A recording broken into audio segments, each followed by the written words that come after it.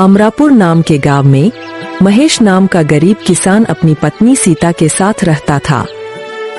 महेश अपने गांव का सबसे गरीब व्यक्ति था। महेश रोज किसी न किसी के यहाँ मजदूरी करके थोड़े बहुत पैसे कमा पाता था। जितने रुपए की आमदनी होती उसी से ही दोनों का जीवन किसी तरह कट जाता था। महेश के पास रहने के लिए एक अच्छा घर भी नहीं था। उसका घर बहुत ही पुराना और मिट्टी का बना हुआ घर में रहता था।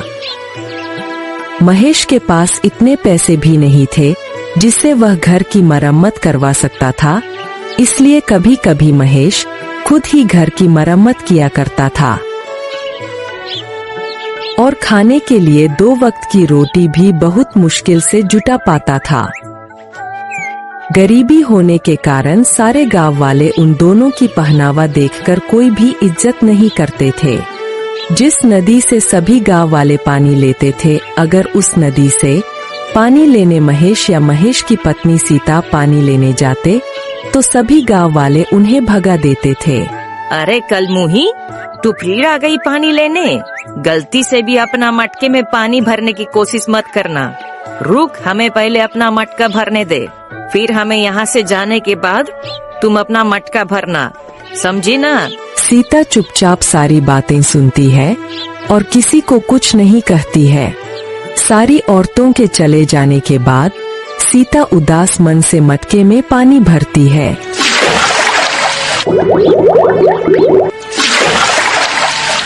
और घर जाकर अपने पति महेश से कहती है, हमारी क्या गलती है जो गांव वाले हमारे साथ ऐसा बर्ताव करते हैं? क्या गरीब होना गुनाह है? हमने तो कभी किसी का बुरा नहीं किया। अरे सीता, तुम चिंता क्यों करती हो? मैं हूँ ना, तुम देखना एक दिन यही गांव वाले हमसे मिलने के लिए तरसेंगे।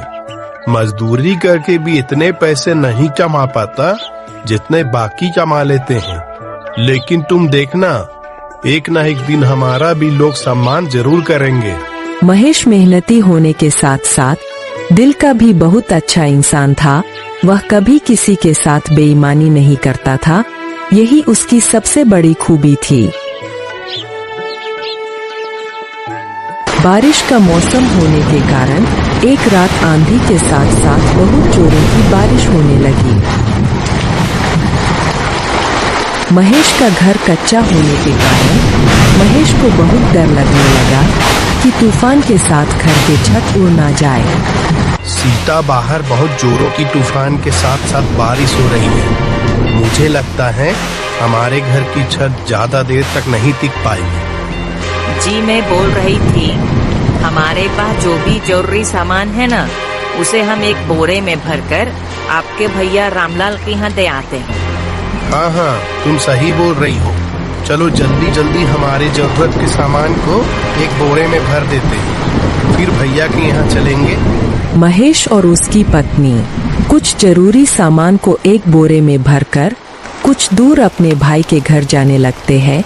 महेश के भाई का घर पक्का मकान था। भैया, अरे ओ भैया, दरवाजा खोलो, कुछ काम है। क्या हुआ? इतनी बारिश में यहाँ क्यों आए हो? भाई, तुम्हें मेरे घर का हाल तो पता ही है। सारा सामान पानी में भीग न जाए, इसलिए मैं कुछ अपना जरूरी सामान तुम्हारे घर में रखना चाहता हूँ। क्या तुम्हारा सामान मेरे घर पर? नहीं नहीं नहीं नहीं नहीं, मेरी पत्नी मुझे बहुत डांटेगी। तुम जाओ, अपने घर में ही रहो। महेश का भाई गुस्से में अपने घर के अंदर चला गया। महेश और सीता दोनों दुखी होकर अपने घर लौट जाते हैं। दोनों पूरी रात अपनी सामान की रखवाली के लिए रात भर नहीं सोते हैं। सुबह हुई, अब तक बारिश बंद हो चुकी थी। अब ऐसी बरसात के मौसम में महेश को एक भी काम नहीं मिल पा रहा था। कुछ महीने इसी तरह गुजर गए।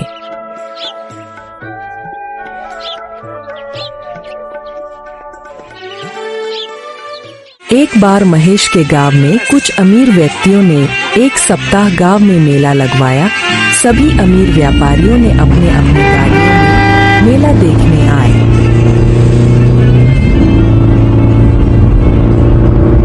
तभी एक व्यापारी अपनी गाड़ी से गांव में आ जाता है।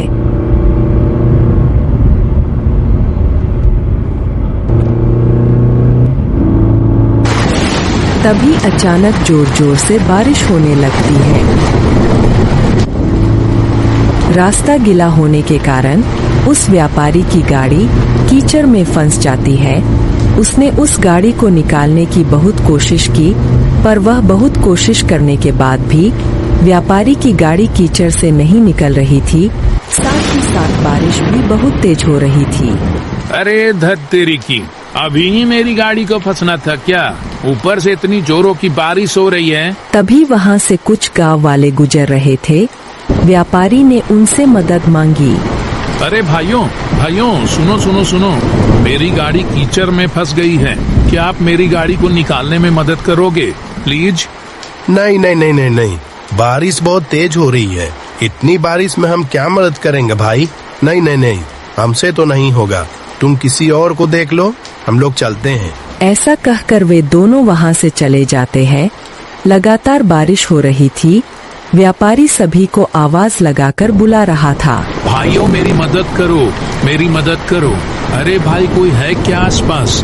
मेरी गाड़ी कीचड़ में फंस गई है, इसे निकालने में मेरी मदद करो।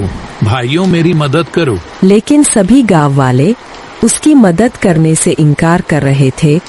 तभी महेश सभी जगह से काम की तलाश कर निराश होकर उसी रास्ते से घर लौट रहा था। तभी उसने देखा कि एक व्यापारी की गाड़ी कीचड़ में फंसी हुई है और व्यापारी मदद के लिए लोगों को आवाज लगा रहा है। उसे देखकर महेश गाड़ी के पास आया। साहब, क्या मैं आपकी गाड़ी निकालने में कुछ मदद कर सकता हूँ क्या? हाँ हाँ बिल्कुल भाई, बिल्कुल बिल्कुल। मैं तो तभी से लोगों को मदद के लिए आवाज दे रहा हूँ, कोई मदद करने को तैयार ही नहीं है। ऊपर से ये भारी बारिश ने दिमाग खराब कर रखा है। अच्छा, मैं गाड़ी के अंदर बैठकर गाड़ी को आगे बढ़ाने का प्रयास करता हूँ, तुम गाड़ी को पीछे से धक्का देने की कोशिश करो। साहब, इसके पहिए कीचड़ में अंदर तक धंस गए हैं। मैं पीछे से धक्का देता हूँ, आप गाड़ी को निकालने की कोशिश करें। थोड़ी मशक्कत के बाद गाड़ी कीचड़ से बाहर निकल गई। गाड़ी थोड़ी आगे तक गई। महेश गाड़ी को देख रहा था। तभी अचानक से गाड़ी रुक जाती है और गाड़ी से व्यापारी उतरकर महेश के पास जाता है। हेलो भाई, तुम कौन हो? मेरा नाम हरिदास है, मैं शहर में व्यापार करता हूँ।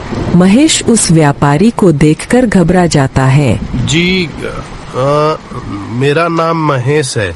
मैं कई सालों से इसी गांव में रह रहा हूँ। अच्छा, वैसे तुम बहुत अच्छे इंसान लगते हो। पिछले 1 घंटे से मैं यहीं फंसा हुआ था। किसी ने मेरी मदद नहीं की, सिर्फ तुमने मेरी मदद की। अब जाकर मेरी गाड़ी इस कीचड़ से निकल पाई है। मैं यहाँ मेला देखने आया था। जी कोई बात नहीं, दूसरों की मदद करना तो हमारा फर्ज है। अब बारिश भी रुक चुकी थी। अच्छा साहब, अब मैं चलता हूँ। रुको महेश, मुझे अपने घर नहीं ले जाओगे क्या? नहीं साहब, मुझ जैसे गरीब के घर जाकर आप क्या करोगे? मेरा घर मिट्टी का बना हुआ पुराना टूटा फूटा घर है। आपको मेरे घर जाके कुछ नहीं मिलेगा। आप मेला देखने जाइए, मैं घर जाता हूँ। अब तो मैं एक बार तुम्हारे घर चलकर ही रहूंगा। जी, अब आप इतना कह रहे हैं तो चलिए। व्यापारी महेश को अपनी गाड़ी में बैठा लेता है। महेश पीछे बैठकर व्यापारी को अपने घर का रास्ता बताता है। कुछ देर बाद दोनों घर पहुंच जाते हैं।